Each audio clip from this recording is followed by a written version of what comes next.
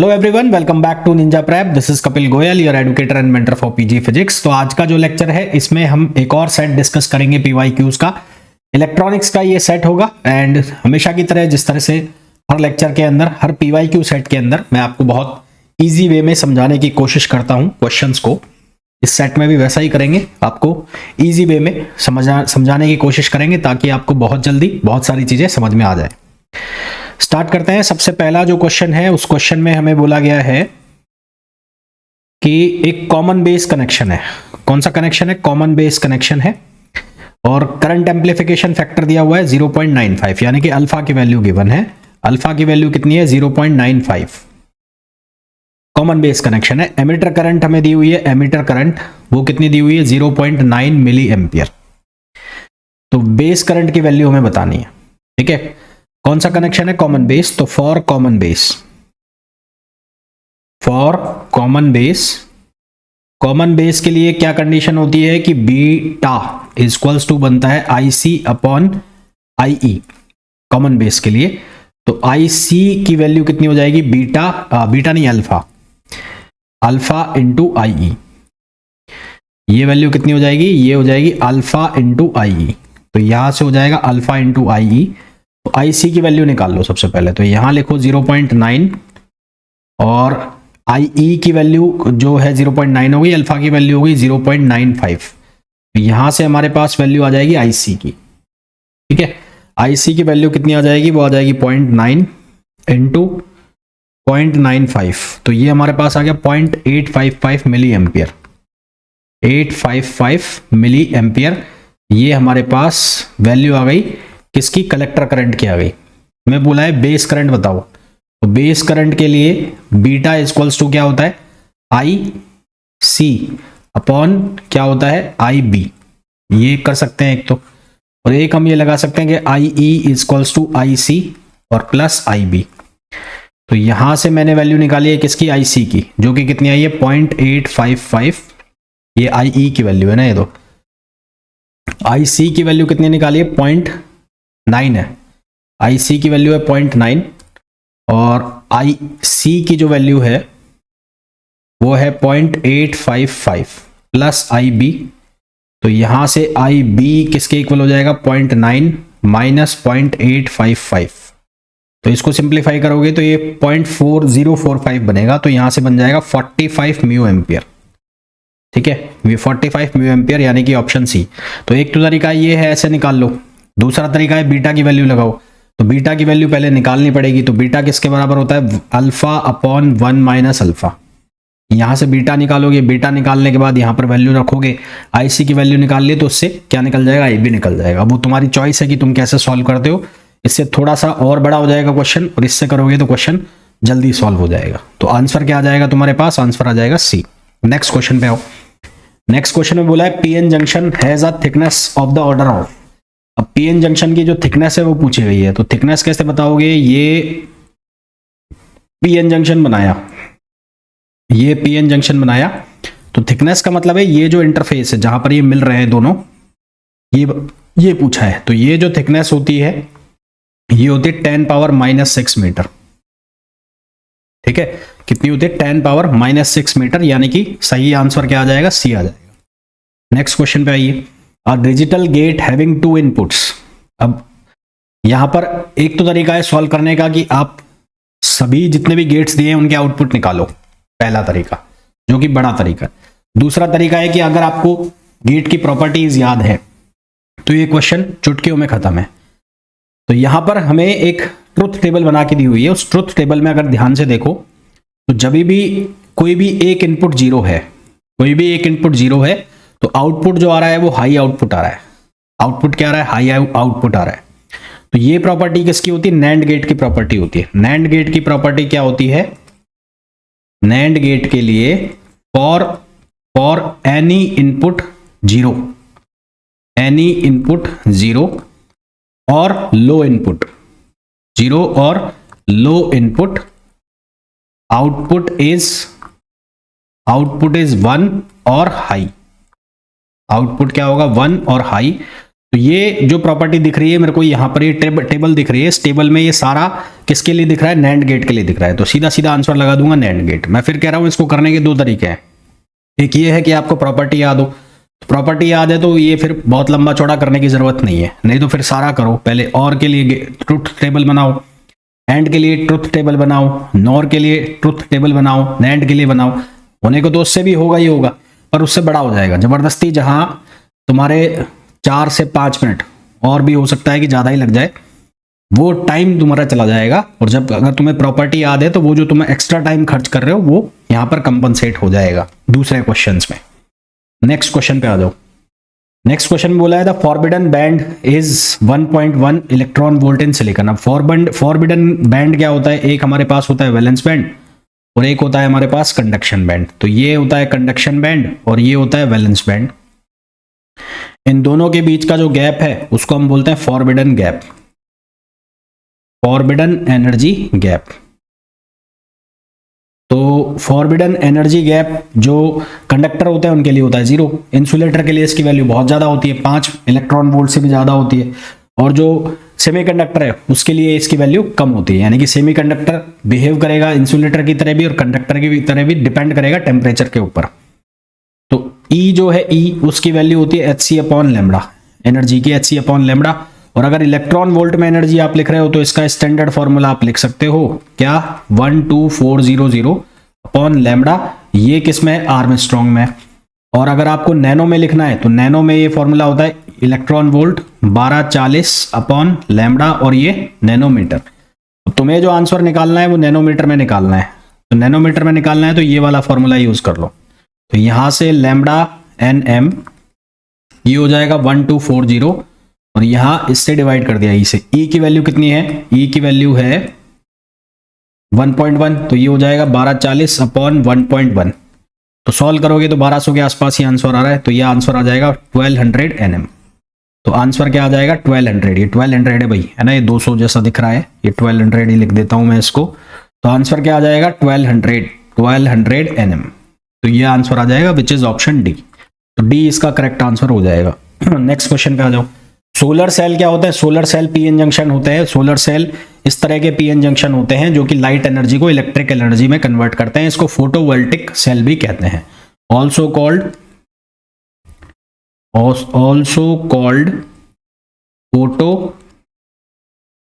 Photovoltaic cell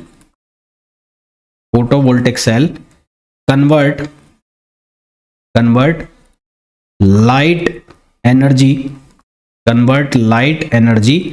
into electric energy।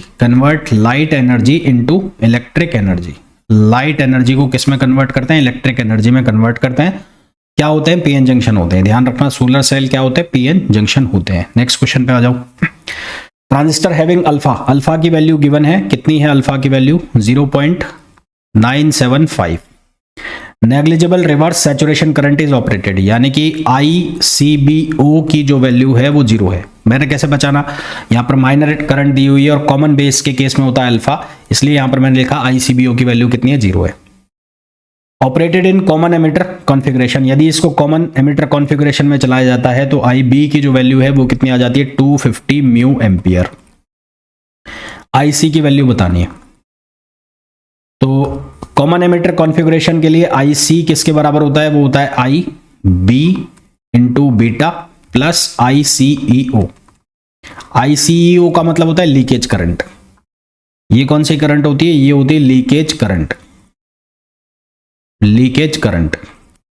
तो ये जो लीकेज करंट है ICEO, ये किसके बराबर होती है, ये होती है ICBO अपॉन 1 माइनस अल्फा। अब गिवन है साफ साफ ये 0 है तो ICEO कितना हो जाएगा, 0 हो जाएगा। क्लियर, ICEO 0 हो गया तो IC की जो वैल्यू है वो कितनी हो गई IB इंटू बीटा। अब IB तो तुम्हें गिवन है, तुम्हें निकालना क्या है, तुम्हें निकालना है बीटा। तो बीटा किसके बराबर हो गया, बीटा इक्वल्स हो जाएगा alpha upon 1 minus alpha. Alpha की वैल्यू कितनी है 0.975 और अपॉन 1 माइनस अल्फा 0.975। तो इसको सॉल्व कर लो, यहां से बीटा की वैल्यू निकाल लो। तो इसको सॉल्व करोगे तो 0.975 अपॉन 1 माइनस 0.975, तो आंसर आ जाएगा तुम्हारे पास 39। तो बीटा की जो वैल्यू है वो कितनी आ जाएगी, 39 आएगी। यहाँ पर ये वैल्यू डालनी है, ये वैल्यू डालोगे तो आई बीटा कितना है, 250 म्यू एम्पियर है ना। ये म्यू है या मिली है, चेक कर लेते हैं। तो ये 39 इंटू 250 मल्टीप्लाई करो इसको 250 से, यह आएगा 9750 और तो मिली एम्पियर में आ जाएगा। ठीक है, तो आंसर आ जाएगा 9.75 मिली एम्पियर। तो ये आंसर आ जाएगा विच इज ऑप्शन डी। तो इसका सही आंसर आ जाएगा डी आ जाएगा। नेक्स्ट क्वेश्चन पे आ जाओ। The output of NOR gate का आउटपुट बताना है। तो नॉर गेट कुछ ऐसा बनेगा, नॉर गेट जो है वो कुछ इस तरह का बन जाएगा। ये अगर मैं यहां इनपुट देता हूं ए, यहां इनपुट देता हूं बी, तो इसका जो आउटपुट आएगा वो आएगा ए प्लस बी और इस पूरे का बार। अब यहां पर आप यूज करो डी मॉर्गन्स थ्योरम। तो डी मॉर्गन्स थ्योरम को यूज करोगे तो ए प्लस बी का जो बार है उसको आप कैसे लिख सकते हो, ए बार और डॉट बी बार। तो यानी कि ये जो वाई आउटपुट आया है इसका आंसर हो जाएगा ए बार और डॉट बी बार, ये आंसर हो जाएगा जो कि ऑप्शन हो जाएगा बी। तो करेक्ट आंसर क्या हो जाएगा इसका, बी हो जाएगा। फिर नेक्स्ट क्वेश्चन है which of the following is used for generation of pulse. इनमें से पल्स के जनरेशन के लिए कौन यूज किया जाता है, तो इसके लिए यूज किया जाता है मल्टी वाइब्रेटर। किसका यूज किया जाता है, मल्टी वाइब्रेटर। ये एक ऐसा इलेक्ट्रॉनिक सर्किट है जो यूज किया जाता है इंप्लीमेंट करने के लिए variety of simple 2 stage system. ठीक है, electronic circuit used to implement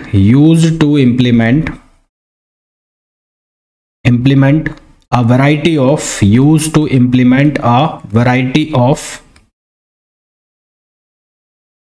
simple two state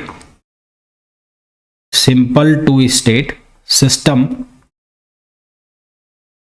such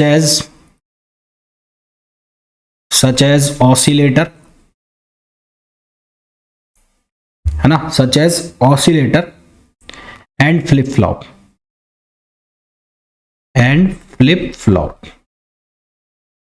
तो आंसर क्या आ जाएगा, मल्टी वाइब्रेटर। नेक्स्ट क्वेश्चन पे आ जाओ।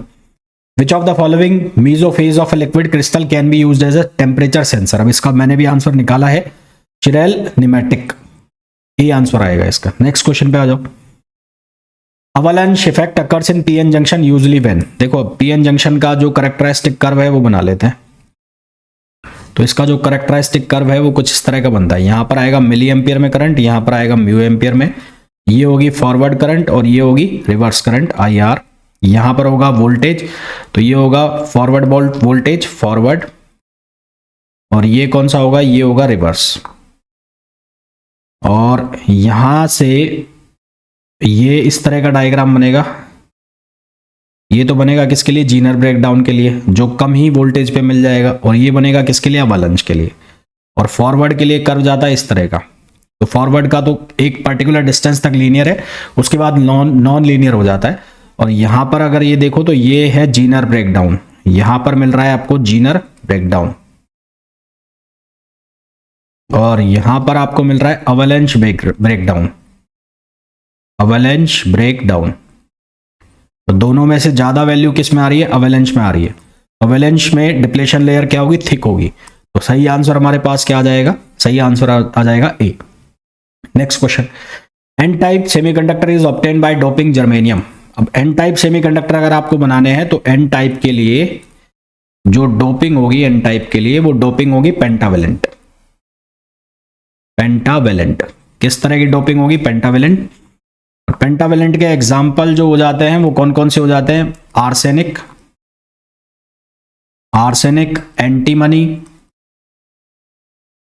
Antimony, bismuth. Arsenic, antimony, bismuth, ये सारे इसके एग्जाम्पल हो जाते हैं। अब इनमें से कौन दिया हुआ है, इनमें से दिया हुआ है आर्सेनिक, तो आंसर क्या आ जाएगा, आर्सेनिक आ जाएगा। इंडियम हो गया, गैलियम हो गया, एल्यूमिनियम हो गया, टाइप 3 है। ये टाइप 3 की इंप्योरिटी है, टाइप 3 इंप्योरिटी, यानी कि ये किसको बनाने में काम आएंगी, ये पी टाइप सेमीकंडक्टर के लिए यूज होंगे। पी टाइप सेमीकंडक्टर के लिए इनका यूज किया जाएगा। नेक्स्ट क्वेश्चन पे आओ। For detection of light intensity we use. Light intensity के डिटेक्शन के लिए हम किसका यूज करते हैं, तो हम यूज करते हैं photodiode in reverse bias, photodiode in reverse bias, photodiode in reverse bias, ठीक है, किसका, photodiode in reverse bias. PN junction diode जो है वो जनरेट करता है करंट जब उसको लाइट को एक्सपोज किया जाता है। ये ऐसा पीएन जंक्शन है जब इसे लाइट को एक्सपोज किया जाता है तो ये करंट जनरेट करता है। इसको फोटो डिटेक्टर भी कहते हैं या फोटो सेंसर भी कहते हैं। तो it is a kind of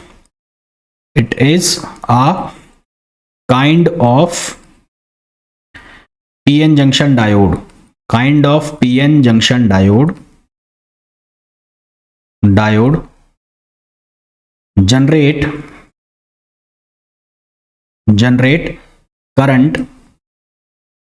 generate current when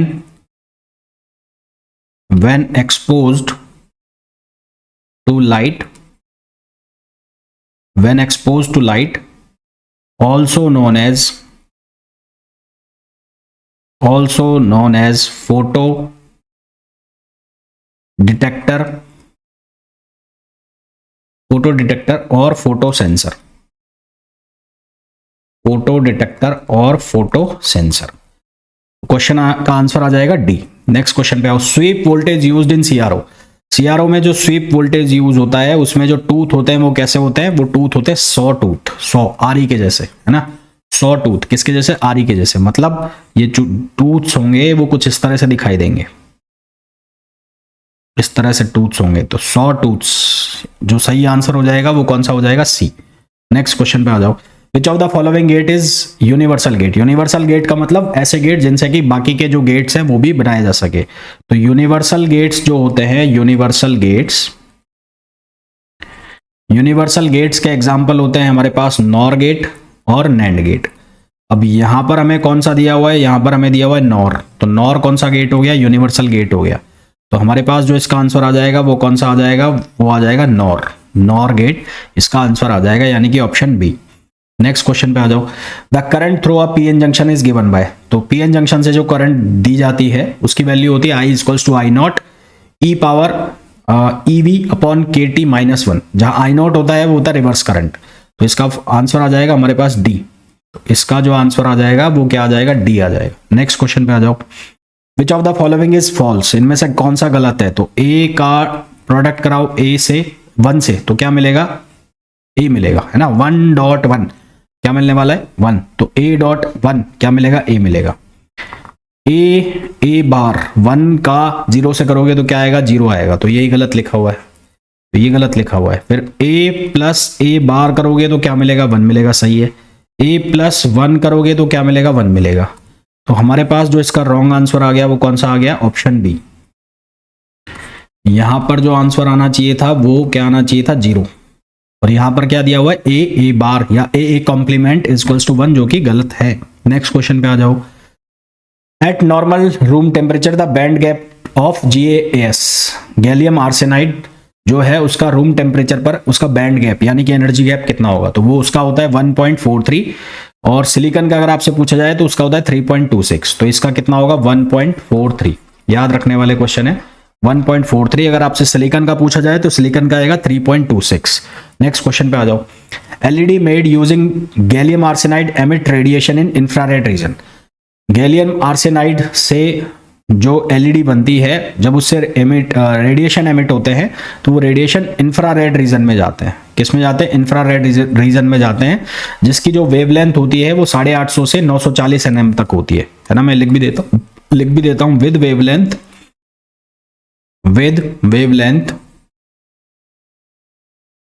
850 to 940 nm।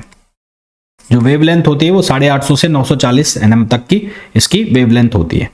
Next question पे आ जाओ।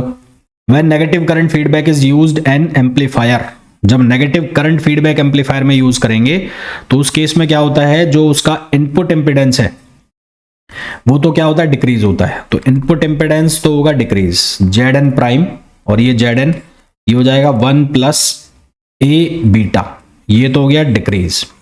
और जिसका आउटपुट इंपीडेंस है वो क्या हो जाता है, वो हो जाता है इंक्रीज।